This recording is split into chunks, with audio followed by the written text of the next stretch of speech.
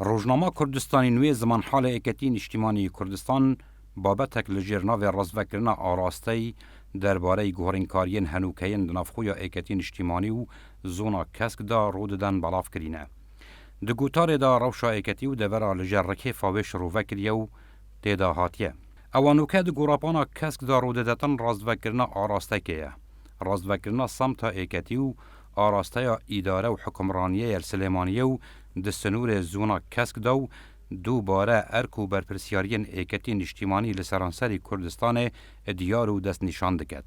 بلا کس به هاشوهوشا سخته یا پیچو سایتن سیبرن سوشیال میدیای اوین بقوت و داهات حوالن ایکتی دهن پاردار کرن چواشا نبیتن و بلا کس تونن نراست لسر تشتکی نرسید. جبرکو ناواروکا بابتی نتیورا پیلانگیریا ارزانو نجی گوتارکا دست دجمنن درکیه. د فرهنگا سیاسیا روشحالاتی دا و بدهان سالن درباز بوی همو جوره گوهرین و چاکسازی دبازن پیلانگیریا امپریالیزم و زایونزم دا دهاتنا چارچو وکرن. نوکجی پیلانن دست درکی و اقلیمی بوین مدل.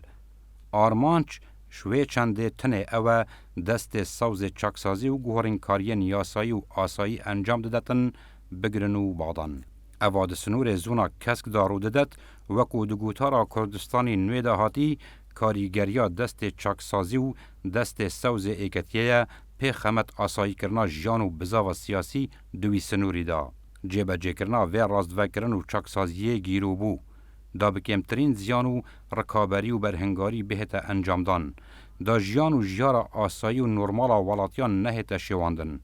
لو راجی اف پیرابونه دکرترین دم داو بنشترگریه که جیرانه هات نکرن. اونو که یا درست او گلایی لسر گیروبونا وان پیرابونان بهت کرن نک لسر قنچ ویراگ هشتنه.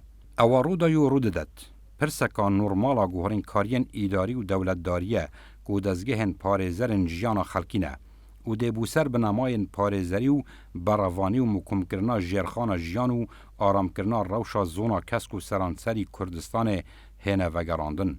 Ev arasteya di êketiyê bû semta caran vegerînîtin.